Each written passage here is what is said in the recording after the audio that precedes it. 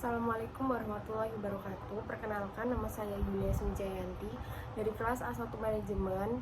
Di sini saya akan menyampaikan materi tentang perkembangan sistem informasi.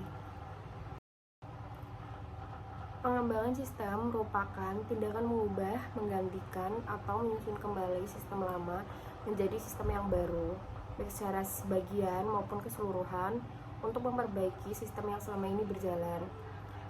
Proses pengembangan sistem harus melalui beberapa tahapan yang dimulai dari tahap perencanaan sampai dengan rencana tersebut diimplementasikan. Perkembangan sistem informasi manajemen telah membawa perubahan dan kemajuan teknologi informasi yang signifikan. Seiring berkembangnya teknologi, MIS telah berkembang menjadi sistem berbasis komputer yang menggunakan komputer untuk menyimpan, mengelola, dan menganalisis data. Kemajuan dalam internet, komputasi awan, analisis data, kecerdasan buatan atau AI, dan Internet of Things telah menyiapkan landasan bagi MIS untuk menjadi lebih efisien, responsif, dan terintegrasi. Nah, mengapa sih perkembangan sistem itu diperlukan? Karena satu, adanya permasalahan yang timbul di sistem yang lama. Yang kedua yaitu untuk meraih kesempatan. Yang ketiga yaitu adanya instruksi dari pimpinan atau adanya peraturan pemerintahan. Nah, yang selanjutnya itu ada prinsip pengembangan sistem. Yang pertama, sistem yang dikembangkan adalah untuk manajemen. Yang kedua yaitu sistem yang dikembangkan adalah investasi modal yang besar. Yang ketiga, sistem yang dikembangkan memerlukan orang yang terdidik. Yang keempat, tahapan kerja dan tugas-tugas yang baru dilakukan dalam proses pengembangan sistem. Yang kelima yaitu proses pengembangan sistem tidak harus urut. Nah, yang selanjutnya yaitu di sini ada faktor yang mempengaruhi pengembangan sistem. Yang pertama yaitu kebutuhan bisnis. Sistem informasi harus sesuai dengan kebutuhan dan tujuan bisnis perusahaan. Yang kedua ada teknologi. Perkembangan teknologi informasi yang cepat mempengaruhi cara sistem informasi dikembangkan. Yang ketiga ada sumber daya. Ketersediaan sumber daya manusia, keuangan, dan teknis akan mempengaruhi proses pengembangan sistem informasi. Yang keempat yaitu ada kebijakan dan regulasi. Kebijakan internal perusahaan dan regulasi eksternal juga dapat mempengaruhi pengembangan sistem informasi. Yang kelima yaitu ada kebutuhan pengguna. Perlu dipertimbangkan agar sistem yang dikembangkan dapat digunakan dengan mudah dan sesuai dengan kebutuhan pengguna. Yang keenam, yang terakhir yaitu ada lingkungan bisnis.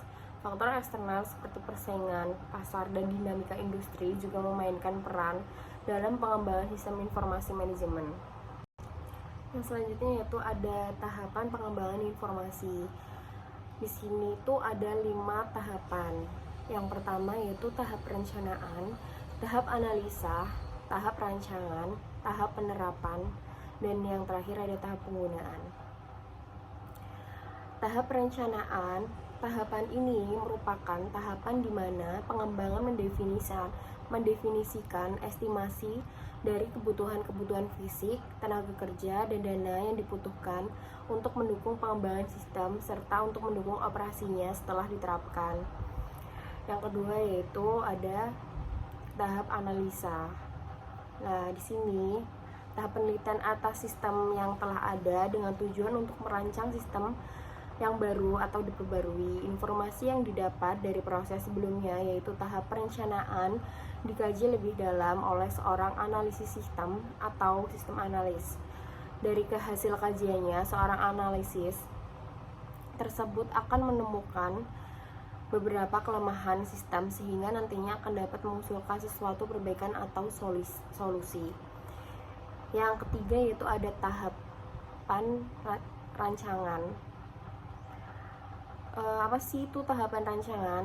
Tahapan ini fokus pada bagaimana sistem itu dibentuk untuk memenuhi kebutuhan pada fase analisis sistem yang ditentukan, proses dan data yang diperlukan oleh sistem baru. Tujuannya untuk memenuhi kebutuhan pemakaian serta memberikan gambaran yang jelas dan rancangan bangun yang lengkap kepada pemrograman dan ahli teknik lain yang terlibat dalam pengembangan sistem. Yang selanjutnya yaitu ada tahap penerapan. Tahap penerapan sistem merupakan tahap meletakkan sistem supaya siap untuk dioperasikan. Kegiatan-kegiatan yang dilakukan pada tahap penerapan yaitu ada yang pertama pemilihan dan pelatihan personil, yang kedua ada pemilihan tempat dan instalasi perangkat keras dan perangkat lunak, yang ketiga yaitu ada pemrograman dan pengetesan program, yang keempat ada pengetesan sistem, yang kelima ada konversi sistem, yang terakhir yaitu ada tahap penggunaan. Tahap penggunaan ini terdiri dari 5 langkah, yaitu menggunakan sistem, audit sistem, perbaikan sistem, memelihara sistem, dan meningkatkan sistem. Yang terakhir yaitu ada kesimpulan. Sistem informasi manajemen merupakan keseluruhan jaringan informasi yang ditujukan kepada pembuatan keterangan-keterangan bagi para manajer dan para pengguna lainnya yang berfungsi untuk pengambilan keputusan atau kebutuhan lain dalam cakupan organisasi atau perorangan. Sekian presentasi dari saya. Mohon maaf bila ada kata yang kurang tepat. Wassalamualaikum warahmatullahi wabarakatuh.